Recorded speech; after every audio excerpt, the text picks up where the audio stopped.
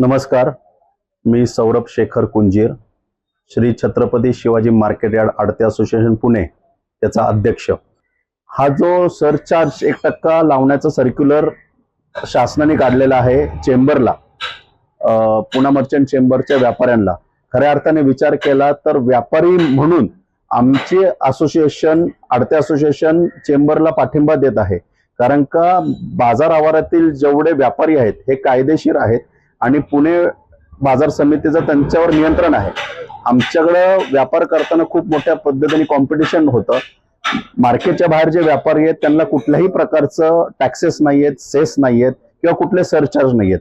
ते परस्पर बाहेरच्या बाहेर ट्रेडिंग करतायत आणि जे मार्केटच्या आतमध्ये जे लीगल ट्रेडर्स आहेत, जे लीगल व्यापारी आहेत, होलसेल पद्धतीने व्यापार करतात, त्यांना सगळ्या प्रकारे टॅक्सेशन आणि सेस आहे। तर जर का हा व्यापारी वर्ग टिकायचा असेल तर आपल्याला हा सरचार्ज शासनाने फेर विचार करावा आणि त्याच्यावर परत विचार करून त्याच्यावर कसा व्यापारावर न लावता येईल ह्याचा विचार करणं गरजेचं आहे। कारण का तो सरचार्जमुळे आमचा व्यापारी वर्ग टिकणार नाही आणि या कॉम्पिटिशनच्या जमान्यामध्ये मार्केट यार्डमध्ये जे ट्रेडिंग होतं हे प्रचंड अवघड आणि कठीण परिस्थिती आहे। आमच्या पेरिशेबल गुड्सचा विचार केला तर आमचा व्यापार हा सगळा 70-75% व्यापारीच येऊन मार्केटमध्ये विकतात, 25% शेतकऱ्यांचा माल येतो। हा जो मार्केटमधला रेट निघतो हा डिमांड आणि सप्लाय वर ठरला जातो।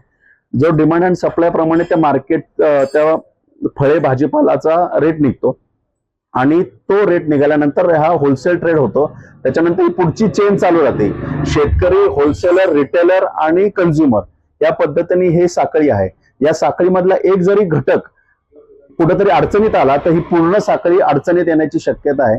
तर जर का ही व्यवस्था नीट चालवायची असेल तर बाजार समिती आणि प्रशासनाने फेर विचार केला पाहिजे।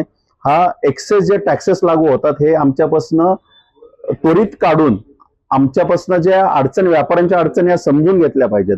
पण एक व्यापारी म्हणून आम्ही जे श्री छत्रपती शिवाजी मार्केट यार्ड आडते असोसिएशनचे संघटना आहे, व्यापारी आहोत, ते पुणे मर्चंट चेंबरच्या असोसिएशनला एक व्यापारी म्हणून आम्ही त्यांना पाठिंबा देत आहोत आणि त्यांच्या मागण्या शासनाने लवकरात लवकर फेरविचार करून त्याच्यावर दुरुस्ती करावी हीच एक अपेक्षा करतो। जर जो व्यापाऱ्यांनी 5 तारखेपासून संप पुकारलेला आहे, पुणे मर्चंट चेंबरच्या सर्व व्यापाऱ्यांनी जो 5 तारखेपासून संप पुकारलेला आहे, जर का तो संप व्यापाऱ्यांची मागणी पूर्ण नाही झाली तर व्यापारी करणारच आहेत।